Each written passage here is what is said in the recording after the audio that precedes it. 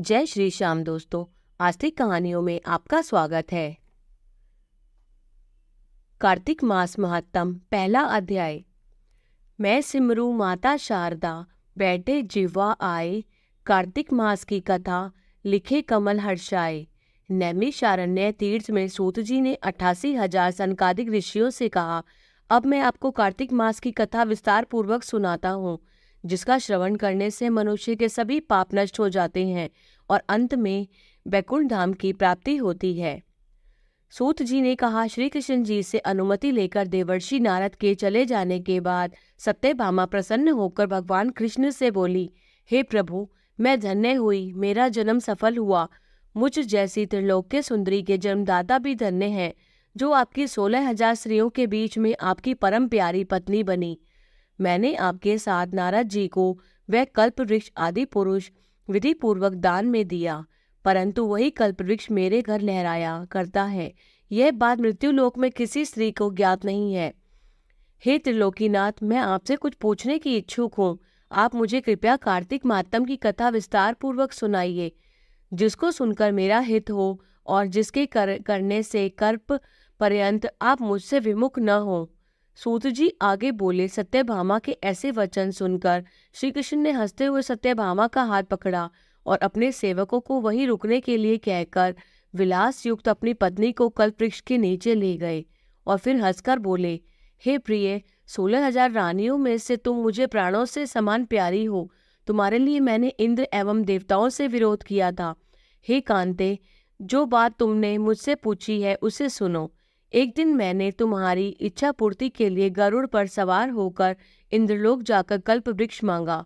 इंद्र द्वारा मना किए जाने पर इंद्र एवं गरुड़ में घोर संग्राम हुआ और गौलोक में भी गरुड़ जी गौओं से युद्ध किया। गरुड़ की चोट से उनके कान एवं पूंछ कटकर गिरने लगे, जिसने 3 वस्तुएं उत्पन्न हुई। कान से तंबाकू, पूंछ से गोभी और रक्त से मेहंदी बनी। इन तीनों का प्रयोग करने वाले को मोक्ष नहीं मिलता। तब गौओं ने क्रोधित होकर गरुड़ पर वार किया, जिससे उनके 3 पंख टूटकर गिर गए। इनके पहले पंख से नीलकंठ, दूसरे से मोर और तीसरे से चकवा चकवी उत्पन्न हुए। हे प्रिय, इन तीनों का दर्शन करने मात्र से ही शुभ फल प्राप्त होता है। ये सुनकर सत्यभामा ने कहा, हे प्रभु, कृपया मुझे मेरे पूर्व जन्मों के विषय में बताइए। मैंने पूर्व जन्म में कौन कौन से दान, व्रत व जप नहीं किए हैं? मेरा स्वभाव कैसा था? मेरा जन्मदाता कौन थे? और मुझे मृत्युलोक में जन्म क्यों लेना पड़ा? मैंने ऐसा कौन सा पुण्य कर्म किया था जिससे मैं आपकी अर्धांगिनी हुई? श्री कृष्ण ने कहा, हे प्रिय, अब मैं तुम्हारे द्वारा पूर्व जन्म में किए गए पुण्य कर्मों को विस्तार पूर्वक कहता हूँ, उसे सुनो। पूर्व समय में सतयुग के अंत में मायापुरी में अत्रि गोत्र में वेद वेदांत का ज्ञाता देव शर्मा नामक एक ब्राह्मण निवास करता था। वह प्रतिदिन अतिथियों की सेवा, हवन और सूर्य भगवान का पूजन किया करता था। वह सूर्य के समान तेजस्वी था। वृद्धावस्था में उसे गुणवती नामक कन्या की प्राप्ति हुई। उस पुत्रहीन ब्राह्मण ने अपनी कन्या का विवाह अपने ही चंद्र नामक शिष्य के साथ कर दिया। वह चंद्र को अपने पुत्र के समान मानता था और चंद्र भी उसे अपने पिता की भांति सम्मान देता था।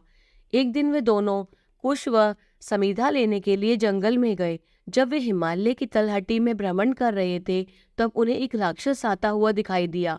उस राक्षस को देखकर भय के कारण उनके अंग शिथिल हो गए और वे वहां से भागने में भी असमर्थ हो गए।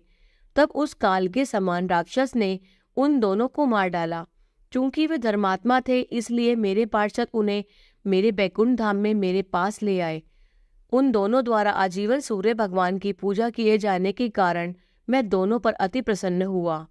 गणेश जी, शिव जी, सूर्य व देवी, इन सबकी पूजा करने वाले मनुष्य को स्वर्ग की प्राप्ति होती है।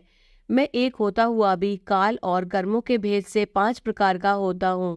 जैसे एक देवदत्त, पिता, भ्राता आदि नामों से पुकारा जाता है।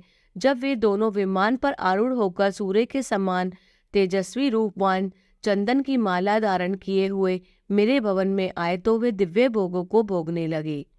जय श्री श्याम।